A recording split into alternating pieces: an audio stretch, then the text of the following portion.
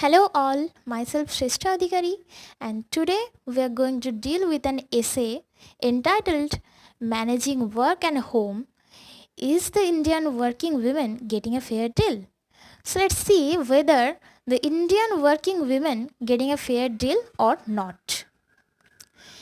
If we scrutinize our past, we can see the ancient Vedic culture provided for a very respectable treatment of women in all spheres of the society. Women played a major role in education, local governments, and some were even part of state military. A typical example is the matriarchal society of Kerala,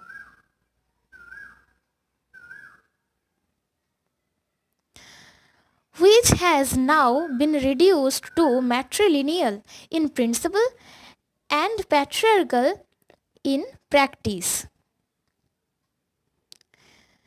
Indian women were considered as a household person who are supposed to be confined to their kitchen and home without even having the right to demand anything from their husband too. Though Article 14 of the Indian Constitution provides the right to equality, but women have always been sidelined by the society.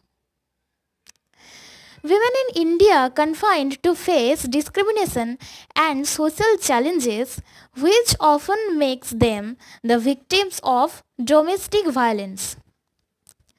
But somehow this scene has changed drastically in past 2 decades. Those time has passed where women were kept confined to four walls and were abandoned to participate in monotonous life. Now, women have been empowered in different walks of life, that too in high position. Let's see what our next slide says. Generally, Indian women used to play two roles in their family. One being the wife of her husband, and another is being the mother to her children. But when it comes role played by women for themselves, it's just few hours to sleep and then lots of household chores. Now this trend has changed and more women are opting for work and then home. At first they choose work and the secondary thing is their home. They go for work after preparing food and other necessary things for their spouse and their children and then work for 8 to 12 hours at workplace and then return home and preparing food for their spouse and their children and lots of chores. Even then, a woman has to bend her rules for her family rather than her husband and family cooperating with her. So let's see what our next slide says. The scenario of Indian women. In current scenario, both husband and wife have to earn together for ensuring a sufficient amount of funds for their monthly expenses. Even though Indian women are being respected equivalent to goddess Durga, but they are still being submissive under their men.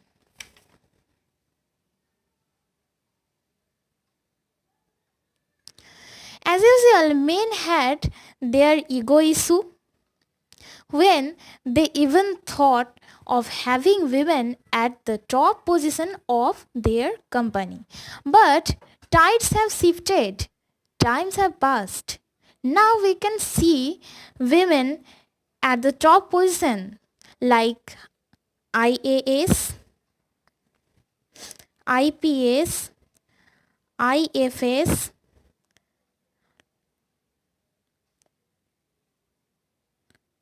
lawyers,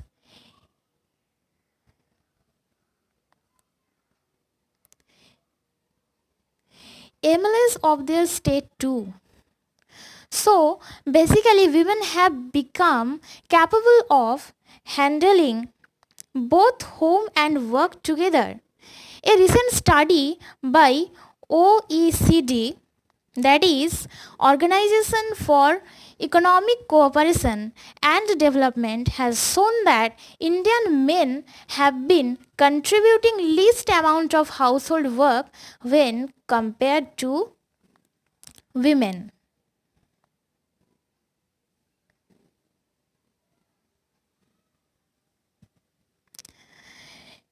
Economically, women contribution is more now than men, as most women are educated and are in top position and strive day and night balancing their work and home.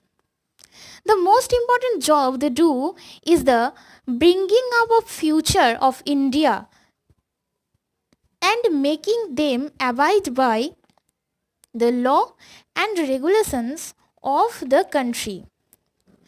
We can give some examples of women entrepreneurs who have been an inspiration for womanhood. Here you can see Arundhati Bhattacharya, the former chairperson of SBI. We can see Kiran Majumdar Sahu, the former CEO of Biocon.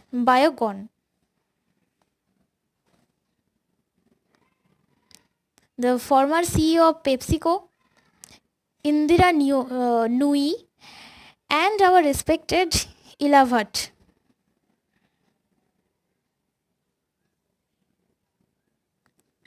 Contribution by these women in all spheres of life we can see.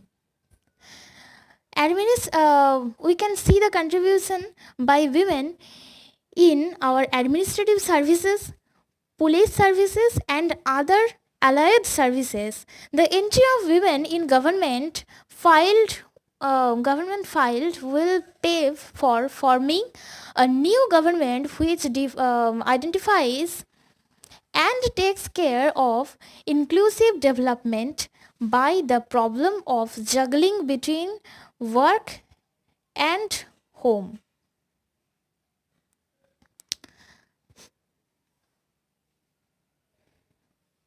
Let's see what our next slide says.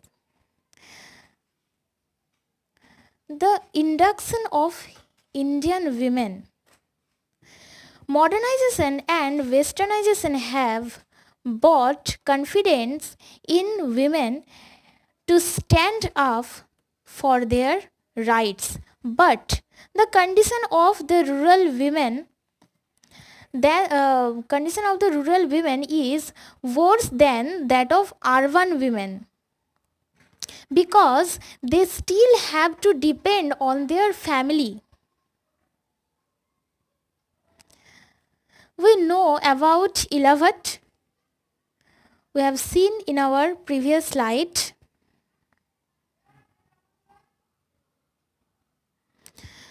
Who has started a self-employed women's association which has influenced by the Gandhian philosophy. That is, rural women should be empowered for them to be independent of their husbands. Indian culture provides glimpses of the time when women were liberated.